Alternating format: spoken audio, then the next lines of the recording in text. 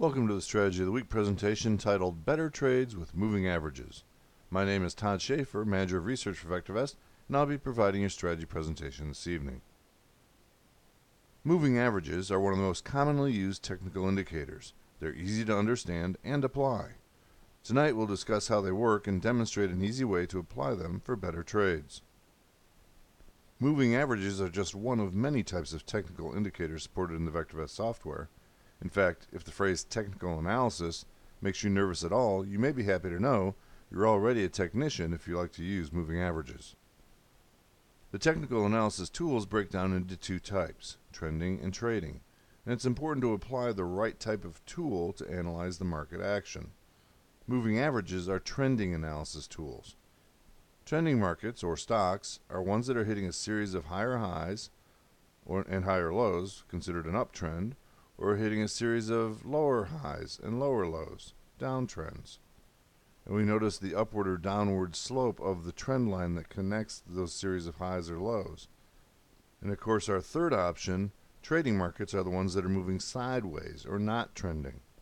Moving averages are much less effective on that kind of market action. Moving averages have existed for a long time, and their purpose is to show the quote-unquote true direction of any underlying data, for instance, price. VectorVest supports three types of moving averages: simple, exponential, and weighted. Let's take a look at how they're constructed. We'll begin with the simple moving average. To do that, I'm going to move into the program. From the home page, let's go up to our Viewers tab. And in the stock viewer, we'll select our top VST stock, which is Select Harvests. I'll right click on it and we'll go to View Stock Graph.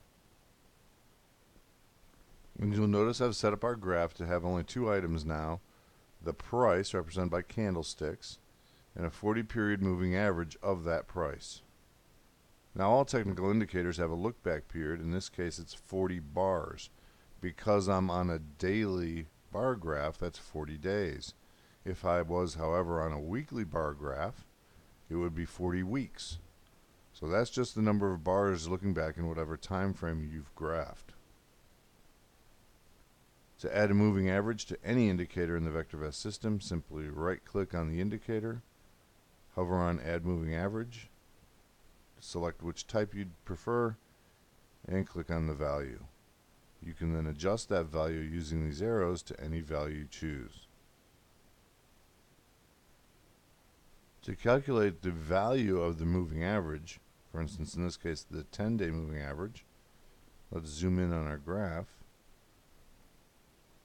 To calculate the 10-day moving average, you would simply add up the closing value, the closing price value of each of the last 10 bars, and divide by 10, and you would have that average value calculated today to be $7.11.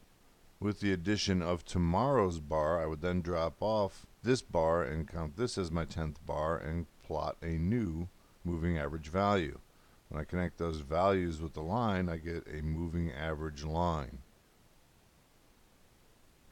In fact, if I right click on the moving average price, I could change the style to show me the actual data points. The exponential and weighted moving averages apply different smoothing techniques in an attempt to address a particular concern. An abnormally large movement in one data point can have an unexpected large impact on the average value. So if you have a really tall candle, or if you have large gapping action, that can dramatically impact the movement of the moving average line. This is not only true of when that first data point enters the data set, but also consider when it leaves the data set. Technicians give more importance on the most recent data, so they've developed these two methods to underweight the older data. In a weighted moving average, we give more weight to the most current data set, so we'd say perhaps a weighting of 9, 8, 7, 6, 5, 4, 3, 2, 1. Whereas on an exponential moving average, they'll compare the most recent data point to the previous set. So without getting too deep into the weeds, the real point here is that the weighted and exponential moving averages are simply smoothing techniques that give more bias or weight to the new data. And this will typically cause the moving average line to more closely follow the underlying data, or in other words, travel more closely to price. And so to demonstrate, let's add an exponential 10-day moving average, and let's add a weighted 10-day moving average. If I scroll down, we'll add the EMA. Notice how it follows more closely the price action, and then also the weighted, which follows even more closely. And so, like most things in the market, there's a yin and yang here. The closer you follow price action, the more accurately you're reflecting the real price action, but also the less noise you're filtering out.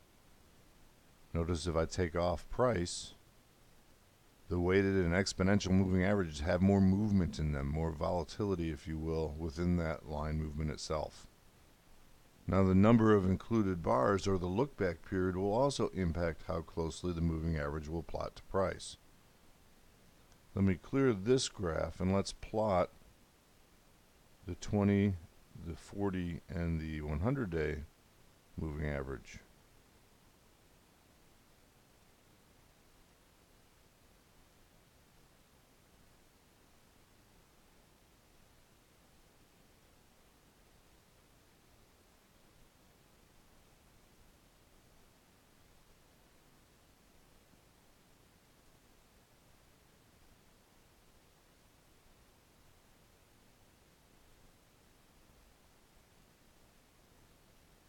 And we'll add back on price. Remember, price is a one-day moving average.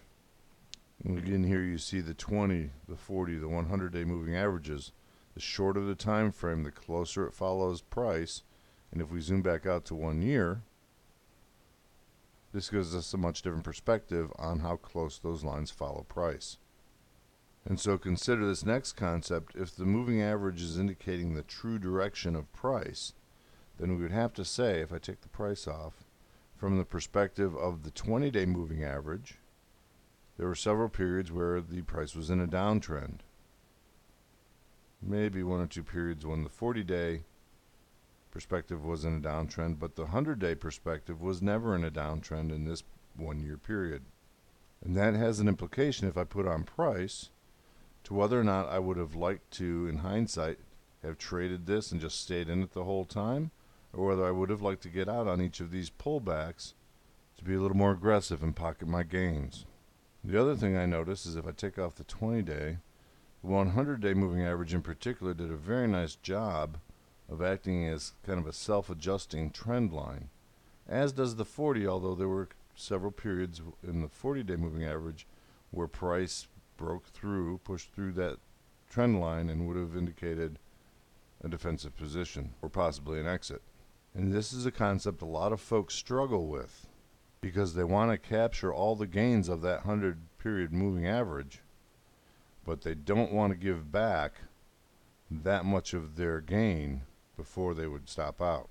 And so the correct answer is as individual as your fingerprint.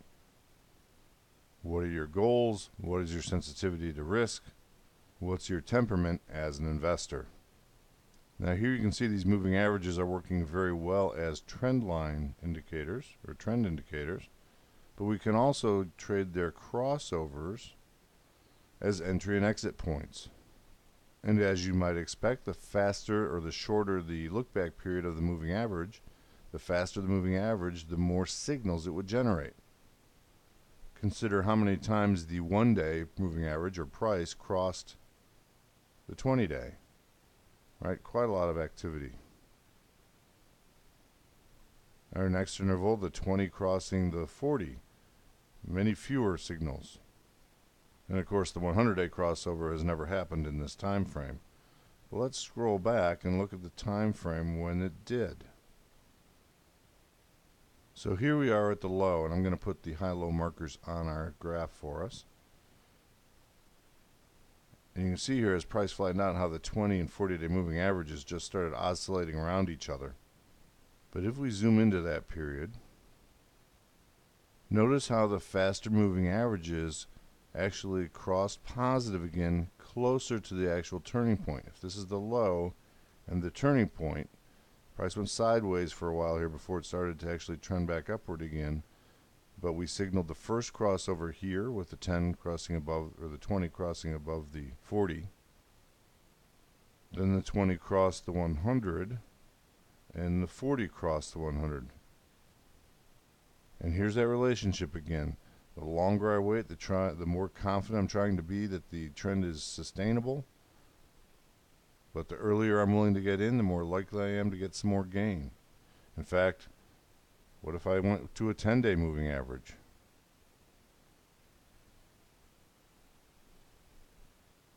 It got me in even earlier.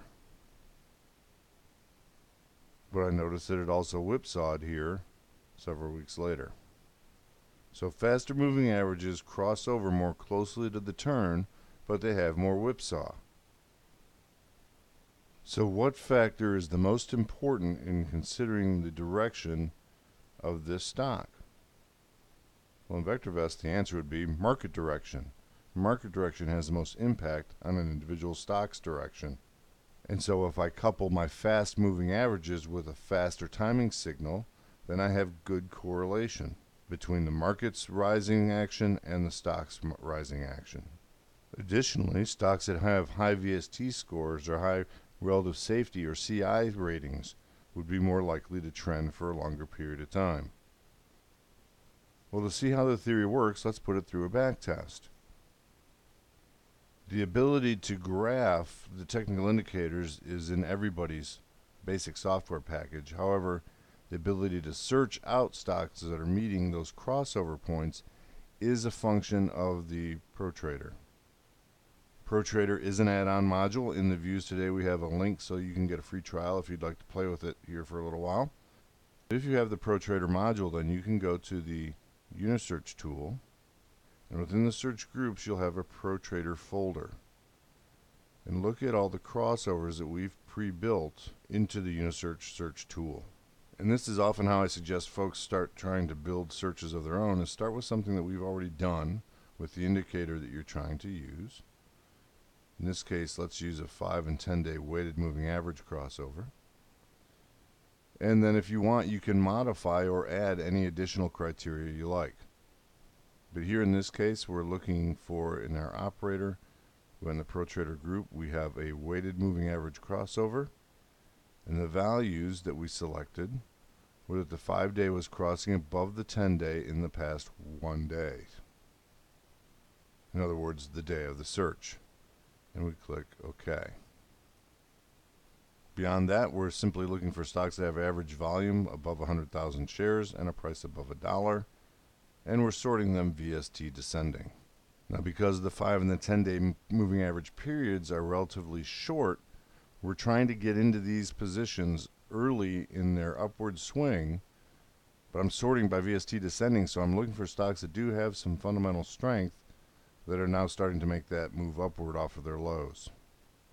Well, since my search was looking for that crossover to happen within the last 1 day, then I also need a relatively fast timing signal so that I'm looking for those stocks early in their upward price movement. If I waited much longer, for instance, to a confirmed call, then these stocks would have already made their crossovers earlier and they wouldn't show up in my search result, even though they may be in nice uptrends. So let's move over to the backtester. So we're going to create a new backtest. And our initial account settings are $25,000 in the account, $20 per trade. We're not using margin. Our market timing signals we're going to change from confirmed calls to the RT kicker combo, which will use then the confirmed green lights. Now, to have the market timing function within your backtest, you must have the auto tester plugin module as well. Otherwise, you'll have to run the test from point to point. The RT kicker combo timing signal gives us 3 different situations, up, down, and neutral. For the up situation, we're going to buy long. We're going to go down to the ProTrader search group and find that 5 and 10-day weighted moving average crossover.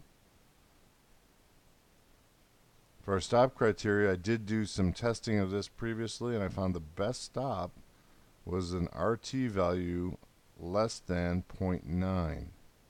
And this is a nice value. It means it's not trading flat, that's actually entered into a downtrend. So I like that value a bit. You can play with that if you like. 4 more settings. I did 5 positions. We'll automatically replace those positions. We'll open all 5 at once.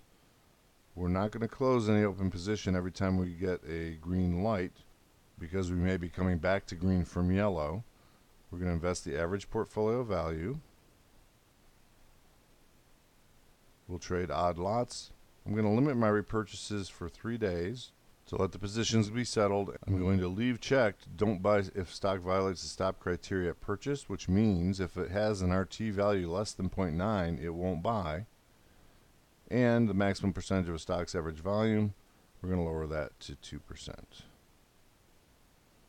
For our rules down, we will simply go to cash, rules neutral, no action, and for our test period, let's just get as much of 2013 as we can. Let's go back to January, and I'm going to look for the fresh green light here, which would be the 24th of December. And I'll run that to current. And for the backtest, I like to put in here the search name, so I'm going to call this 5x10 WMA RT less than 0.90. That naming convention lets me know the search I used and the current stop criteria. And then I click finish and run.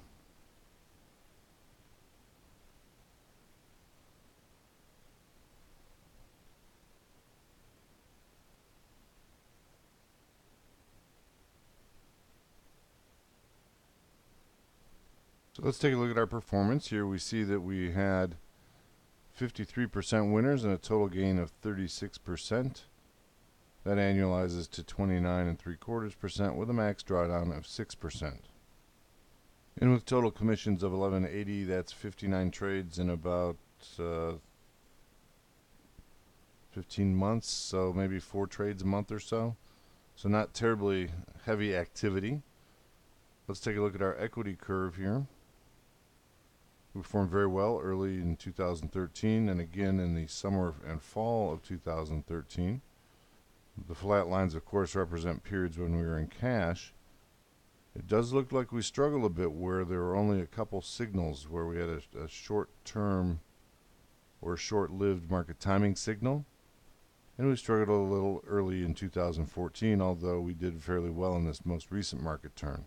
So overall, nice performance, although we are off our previous high, but only about 2%, and the maximum drawdown we suffered was 6%. And those overall are numbers that I can live with an annualized rate of gain at 29%. One thing I do like to do, though, is let's strike a copy of this backtest, and let's see what would happen if we held through the down signals, the red lights, and just manage the positions on stops. We're not going to replace anything during a red light or down situation, but if the positions can hold their end or keep trending, we'll hold on to them. And so let's give this a new name, hold through.